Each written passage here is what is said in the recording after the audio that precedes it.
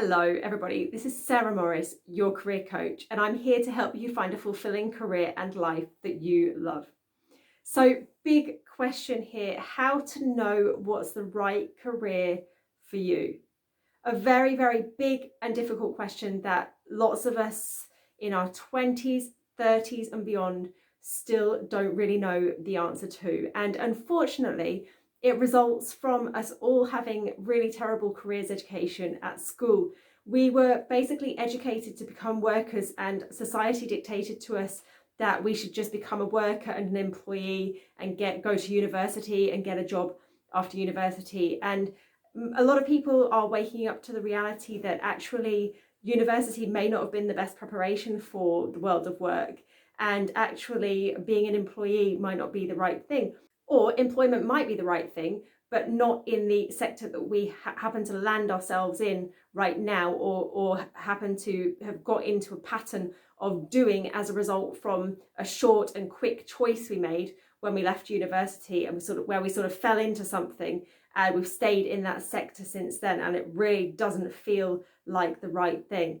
So big question is, what is the right thing? And it's difficult to know what to do when you haven't had a lot of education about all the different jobs that are out there. So let me tell you a little bit about my story. I did a science degree, a human biology degree at University College London, and I came out with a first class degree, which is the equivalent to an A in your degree. And I was really relieved because I found university pretty tough. I loved London and I loved the university actually, but I found the studying hard because I'm a bit of a hard worker and I sort of overwork myself really. So I came out jubilant that I'd received a great grade, and I was now ready to be free in the world and not have to worry about essays and exams and that kind of thing.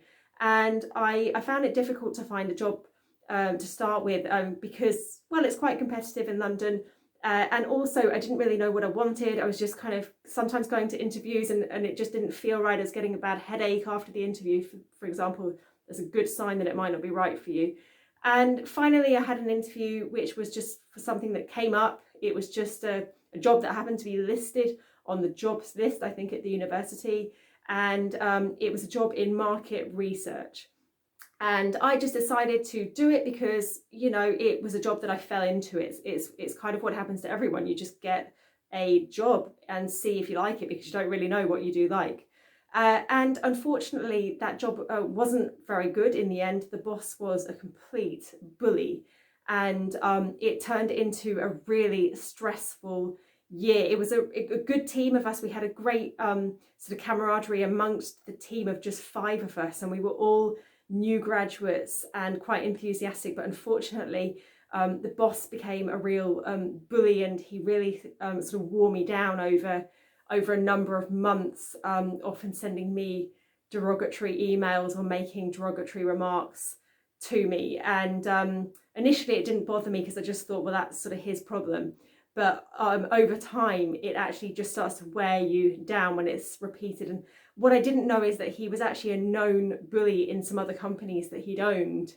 And unfortunately, we were all recruited and not knowing that was his pattern and his personality. So that left me really without any kind of self-confidence, age 23, having had my first job.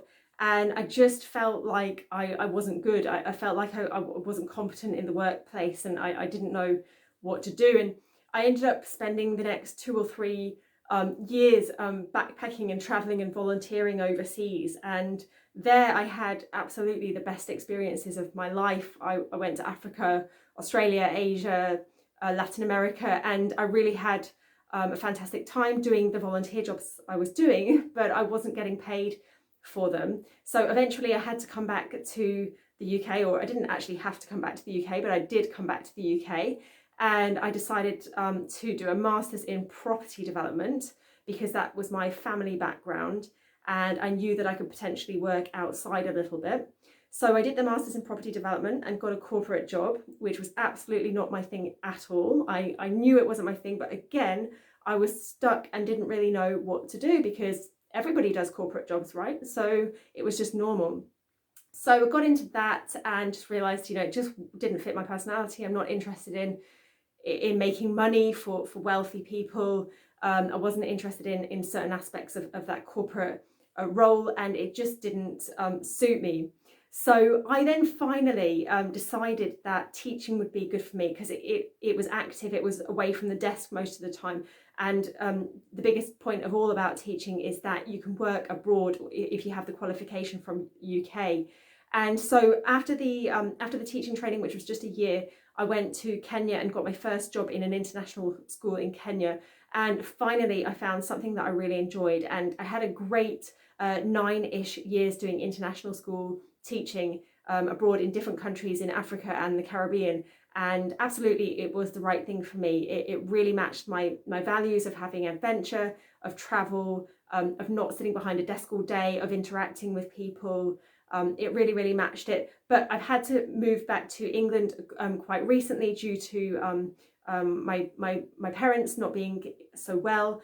And so that's when I started to utilize the coaching qualifications that I had already got a couple of years back, and sort of moved into coaching and having the online business. And that's actually working really, really well. And also what it does is it gives me the chance to be free if I want to travel, because all my work is online. And it also means that I don't have a boss, something that I really, really, really don't like. Again, teaching is something where you've got quite a lot of autonomy. And I think that first experience where I had that bad boss really affected my sort of how I feel about having somebody micromanaging me or closely managing me. I just really don't like it at all. And so this kind of matches with that. So what are you going to do to ensure that you find the work you want? Well, what you really need to do is to look into yourself really, really deeply. So you want to go into your strengths, what you like, what are your passions, when have you really felt in your element in the past, what do you like about all the things you've been involved in the past, both personal and professional, and what don't you like? And write them down. You might have them in your head in some kind of messy sort of ball of ideas, but try to get them down in an organised way on paper. Strengths, likes, dislikes, both personal and professional, and see if there are any themes that come up there. The next thing you can do is really strongly visualise a future. You might already have an idea of what your absolute most perfect life could be.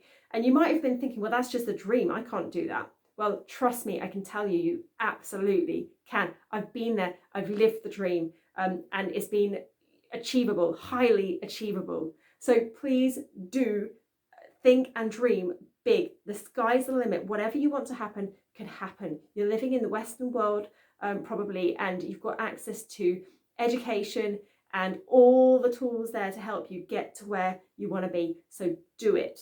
Don't feel constrained by what you think is reality. The likelihood is that is not reality. That is just societal norms that you've been brought up with that tell you this is how things should be. Absolutely wrong. That's not how things should be. That's how things are, and most people aren't happy with it. So try to think outside the box here and work out what would be your absolute ideal life and visualize it really, really strongly. So visualize what you see, what you feel, what you hear, what the textures are, what the tones of the sounds are, all the different senses, the smells, and visualize them very, very strongly and write it down as a story if you can. Write it down as a story. Writing really helps with getting things coherent in our minds and actually having that visualization there. Believe it or not, if you visualize it regularly, it can actually change your whole life, because what it does is it subconsciously points you towards achieving your dreams in all the little mini decisions you make and mini actions that you take. Believe it or not, they're subconsciously driven. And if you can visualize that future really strongly on a regular basis, thinking about all the senses, then subconsciously it will lead you to think and take action in that direction. And that's the same for everything, by the way. Anything that you want, any goal that you want to achieve, think about it really vividly. And if you repeat that vivid visualization, then over time you're going to naturally take yourself in that direction. So I hope that's been helpful, and please do subscribe to my channel, join my Facebook group, the Career Change Ninjas, and I look forward to seeing you on the next video. Bye.